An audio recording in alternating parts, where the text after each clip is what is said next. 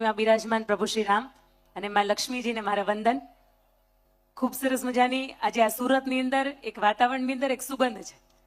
એનું કારણ એ છે કે આજે આપણી વહાલી દીકરીઓ છે ને એ એના સાચા ઠેકાણે જઈ રહી છે. કારણ કે દીકરીઓને આપણે પંખી કહીએ છીએ અને એ ઉડીને આજે એકના માળેથી આજે પોતાનું સાચું જે ઠેકાણું છે ને ત્યાં જઈ રહી છે. અને આપણે સૌ જ્યારે આશીર્વાદ આપવા માટે આ દીકરીઓને અહીંયા આ અંત સુધી રહ્યા છીએ ને એ કદાચ દીકરીઓના સૌભાગ્ય છે અને આપણા પણ સૌભાગ્ય છે કે દીકરીના માથા ઉપર આપણે હાથ મૂકીએ છીએ અને પછી એ દીકરી જાય છે. મને ખબર નથી કે આમાંથી બેઠેલી દીકરીઓ બેટા 6 મહિનાના હશો કે ગર્ભની અંદર 1-2 મહિનાના હશો કે અત્યાર સુધીમાં આપે બાપનો છાયો ક્યાં અને ક્યારે કેટલા સમયમાં ગુમાવ્યો છે. પણ એટલું ચોક્કસ કહી શકાય કે 5000 બાપને લઈ લીધા ને ઈશ્વરે, ત્યારે મહેશભાઈ જેવા એક બાપને ઈશ્વરે આમના જીવનમાં મોકલી દીધા છે. કારણ કે લગ્નોત્સવ ખૂબ તમે મેં મારા જીવનમાં જોયા છે, પણ બહુ ઓછા લગ્નોત્સવ હોય કે જ્યારે દીકરીને બાપ વળાવે એના જીવનનું આણું, જીયાણું અને કરિયાણું આ ત્રણેયની સંભાળ રાખતા હોય.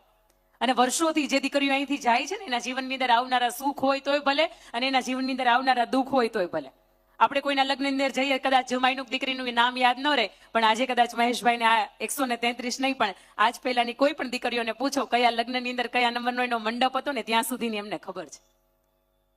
મહેશભાઈનું આ કામ ઈશ્વરના દરબારની અંદર હજારો વખત એના દરબારની અંદર ગુંજતું હશે અને એની સાથે રહી ગયેલી આજે આખી ટીમ છે ને ખૂબ સરસ મજાનું કામ પણ કરી રહી છે.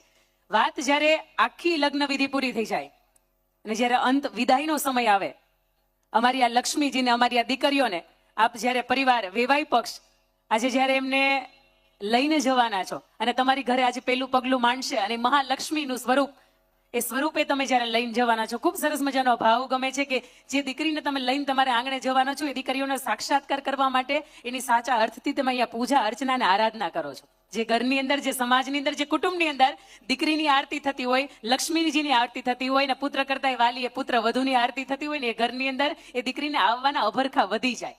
કારણ કે એને ખબર છે કે જે આંગણું છોડીને જે પરિવારની અંદર હું જાઉં છું ને એ પરિવાર મને સાચવી લેશે. દૂધની અંદર જેમ સાકર ભળે ને એમ મને પણ ભળવી લેશે.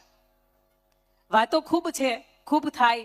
કરિયાવરણ વિતરણ પણ આપણું જ્યારે થયું ત્યારે દીકરીઓને ખૂબ મજાની વાત કરી, પણ આ સમયગાળો એવો છે કે એના હૃદયની અંદર ઘણી બધી વ્યથાઓ ચાલે છે. કારણ કે આ સગપણની ચૂંદડી એક વખત માથે ઓઢણી ને પછી અમારી રમતી, ખેલતી, આમલા ડાળે કૂદતી, ગમે ત્યારે ગમે એ અવાજની અંદર બોલતી એ દીકરી આ સગપણની આ ચૂંદડીની સાથે, આ પાનેતરની મર્યાદાની સાથે હવે શાંત થઈ ગઈ છે, હવે ધીરી થઈ ગઈ છે. પણ આજે બેઠેલા મારા જમાઈઓ, અહીંયા વાલા જમાઈઓ બેઠા છે ને એને પણ મારે કેવું છે કે બેટા આજે તમારા જીવનની અંદર એ તમારી સામે રડ્યા છે. કારણ કે એક પરિવાર છોડીને તમારા પરિવારની અંદર આવે છે. આ ક્ષણ એવી ક્ષણ છે બેટા કે એના જીવનની અંદર